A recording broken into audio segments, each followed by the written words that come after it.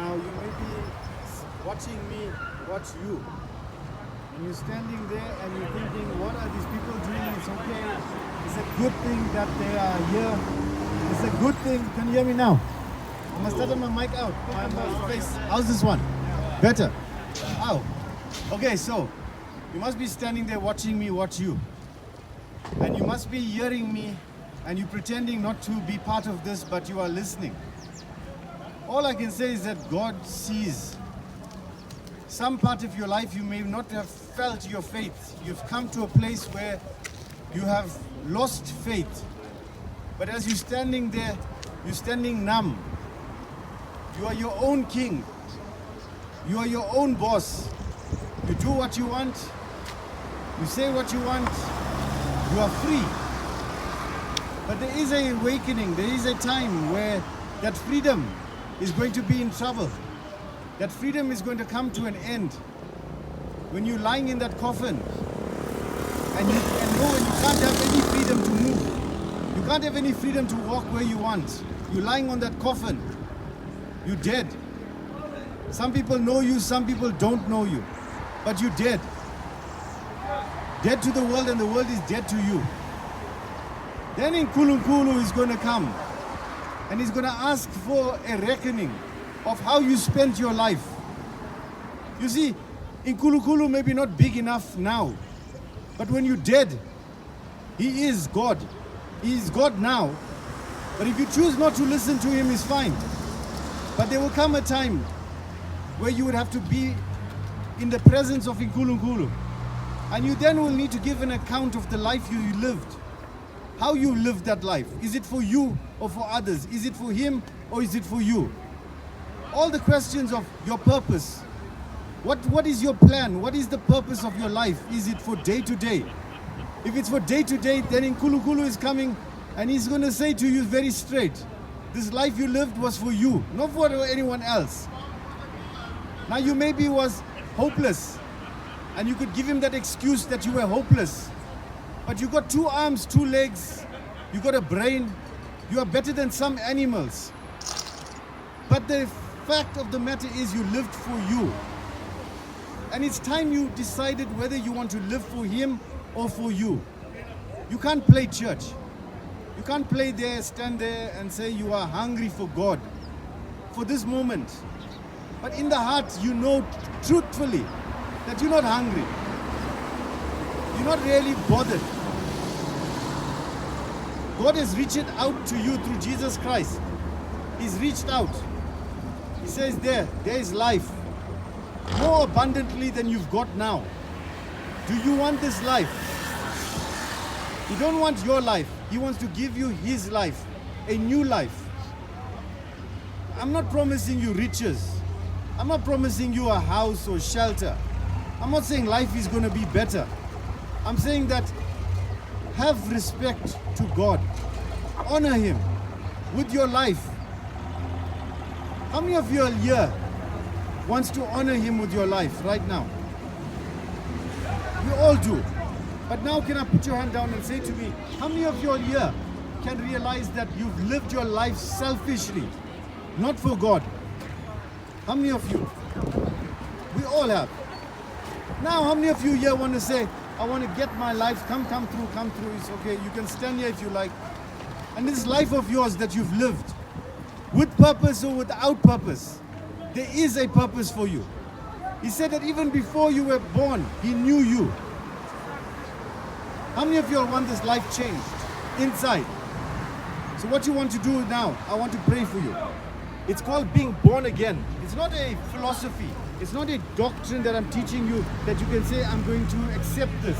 Because then if another religion is coming here, you can accept that one. I want to see something transform inside your life. So I want you to come to the first step over here. Come to the first step if you want this born again experience. You know in your heart, you've not been born again. Come, let's pray for you. Not about pretending. So guys, our guys here, let's come closer to these guys. We have to have this experience where our old man needs to die. A new man needs to become alive. But as you stand here now, there needs to be a sacrifice. You can't stand here and say, I want to change my life, but there's no sacrifice.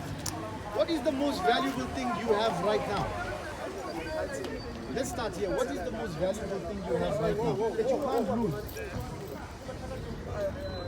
The substance will be number one, right? Is it true? Am I right? That'll be the most difficult, right? Can you put that on the altar right here? This one is the altar. Do you want to put that on the altar and say, I'm going to trust you this week.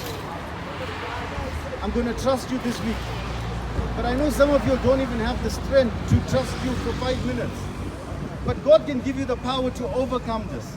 Amen. Now you may be saying, I heard this message before. I've heard it, I tried it, it doesn't work. Are you laughing, Sibo? I know you know exactly what I'm talking about. But I'm talking to you about a life that's beyond your ability to change yourself. Let's ask God to change it. Right? So stretch your hands out. Just stretch out like this here. Like you're receiving something. Like someone is giving you something now. Like you're standing by that robot, and not I'm giving you not 5 rand, I'm giving you 100 rand. That one is a good day, isn't it? But this is not 100 rand. This one here is priceless. I'm going to give you something now that is not going to be worth commodity of this world. It's another world. Close your eyes. As you close your eyes, right? As you are waiting, I want you to wait. It's waiting. Don't worry where you are. Just wait.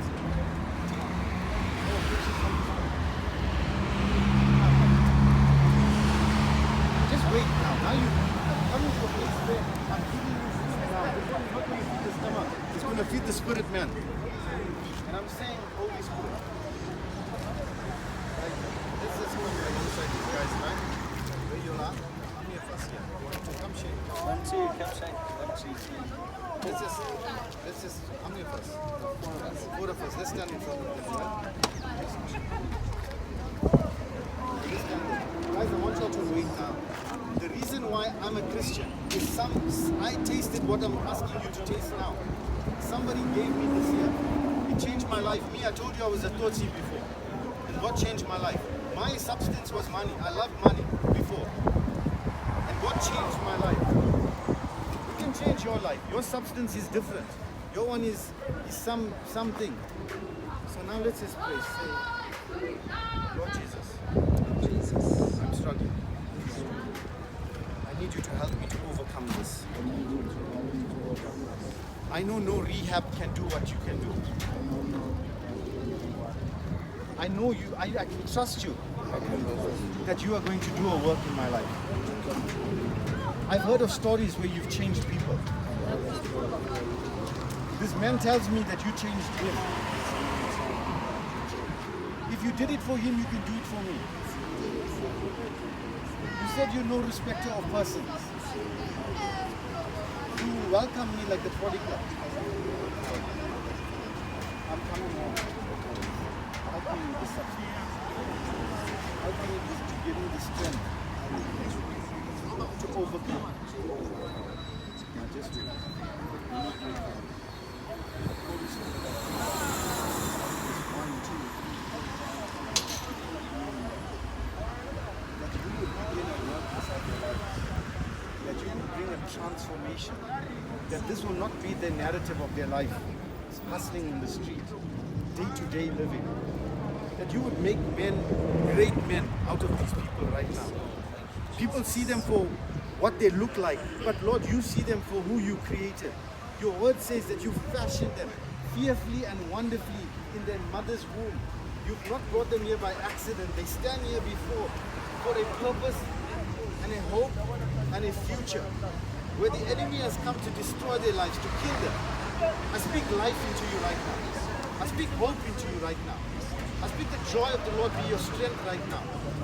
I pray right now that every day will be a day you take back your life. Every day, every moment is going to be a moment you take back your life. If you're taking 5 Naicker, you're taking 5 heroin, you say I'm taking 4 today. It's going to take back 1. Next day I'm going to take 3. I'm going to take back my life. And you make this choice by yourself. If God has begun a work in your life, if you have the faith and the belief to be able to say no, you can say no. And to say no every day means a closer walk with Him. Do you understand that part? Do you understand it? Now I want you just to pray to God yourself. I'm not going to help you. Put your hands out receiving. Like how you begging now on the street. God say you don't have to do this here. You don't have to beg by me. Like Adrian said, He's welcoming you with His arms open. He's saying, come son, come. I prepare the table for you. In the presence of your enemies, I anoint your head with oil. I wash you and I clean you. Come son, come. Why are you standing outside by the door? Why are you eating the scraps from the table? Come home. Don't care where you are, what position you are, how people look at you. God says you are son. You know what son means? Son means you inherit the house.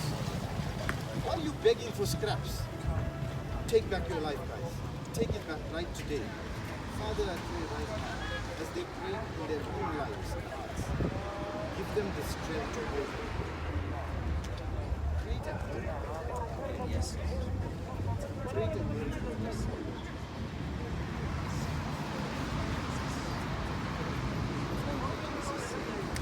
As we were praying, what was moving in somebody's heart? I want you to put your hand up. You sense right there. There was something that was moving inside your heart. Who's that person? Come here, I want to pray. Who's that person? You sense something. All of a sudden you sense something. Who is that? I know you. I'm wanting you to tell me. Huh? While we were praying, you sense a warming in your heart.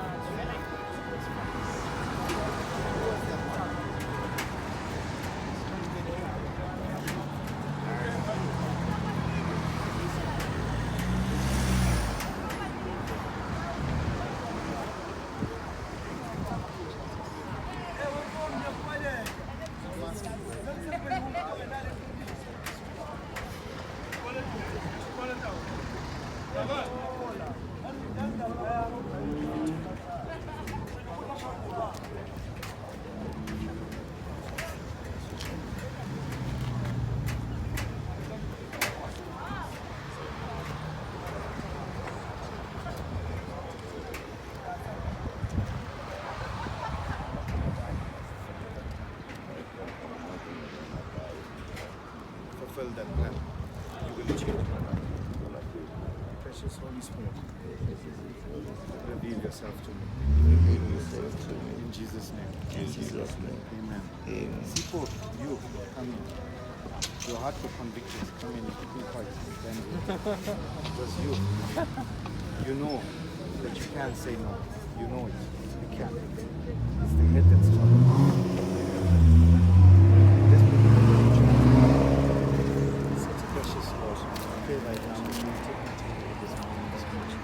Thank you. You've already begun a work in your life. You've already tasted God's goodness, Sipo. You've already had an experience where God has touched you in the past, correct? Correct? And now is only a confirmation of what is there. Don't judge yourself. He's not asking you to punish you. He don't want to punish you. He wants to love you. Sipo, you know you have a purpose and a plan God has for you. You knew that a long time. You knew it wasn't an accident. It's time you take back your life. It's time you change. Stop judging yourself. And now release and forgive all those who hurt you in the past. You have to really say, Lord Jesus, I ask for forgiveness, for holding unforgiveness. I thank you for forgiving me. I thank you for releasing me. And now, Lord Jesus, I release those who hurt me. I forgive them. I pray your love will embrace me right now. In Jesus' name. Guys, don't take this for like an ordinary meeting. Every day we come like this here, every Sunday, you're winning slowly. You're winning battle over darkness over your lives. God is slowly opening the onion. One peel, one peel, one peel. One day it's going to come and it's going to change. But you've built your life around protecting yourself so much that you hardened it so hard that no one can go even inside. And slowly, these are breakthroughs. Every day is a breakthrough. Every day is a breakthrough. So we are here. It's okay. If you want, what we're going to do now? We're just going to let's make a commitment. Let's put a sacrifice. Let's put an altar. Each one's heart here right now. Say something that you want to present to the altar. Maybe I'm taking 5 times drugs a day. Say, Lord, I'm going to try to take 4. And that last one day, I'm surrendering to you. I'm taking it, I'm putting it one side. And every day, I'm going to try that. And you think it's possible? It's not. It's not. It's not going to work in the strength, you know. You'll have to pray. You have to pray. You got it there, you say you can buy it. You say, you know what, I'm going to eat a good meal. In that money I was going to buy that drug, I'm going to go and have a good, nice meal. And go and sit down at McDonald's there and eat it and then say, thank you, Jesus, for providing this meal. Some miracles happen where God can come in. Some miracles happen because God's given you the ability to say yes and no to. That one no one can change. Amen.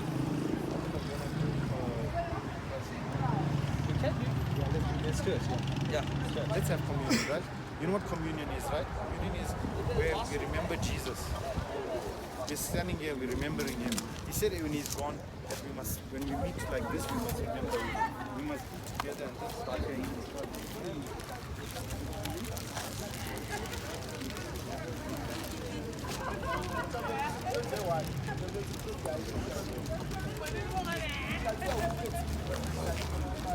Chocolate. This is chocolate communion.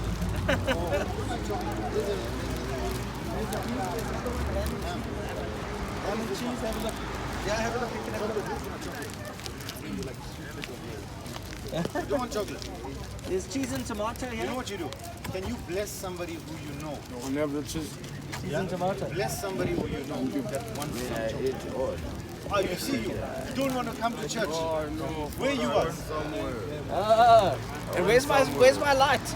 Oh, it's there, but I'm using it in the tank. But it'll need to be recharged. What happened, guys? Yeah, Why I did you come? recharge it there by Do you? they're by the public phone. Are you using it? I saw you. I forgot to tell you. I went somewhere. You see, in the You morning. should have come earlier, man. You just saw the other foods here. Now you're here. I know. I thought Farah. I'm coming down there. I'm staying there down. And you, Chief, you too as I well. was in Why there. you're You not see, on time? I wake up Hey, in can I the ask you morning, one favor, early please, in man? the All of morning. you, all right? One favor. We start at 9 o'clock. At least come here 9:30. Don't let me stand over here waiting for you all to come. If you want to smoke your drug, smoke it over here while you're having church. There's no problem. All right? Everyone is fine with that? Yeah, come and smoke Just your come drug on by the time. church. Thank you, man. Okay, so can everyone promise me that you're going to come to church on time? If you're going to Yes, smoke yes, your knife, Father. you come smoke it right here. Okay?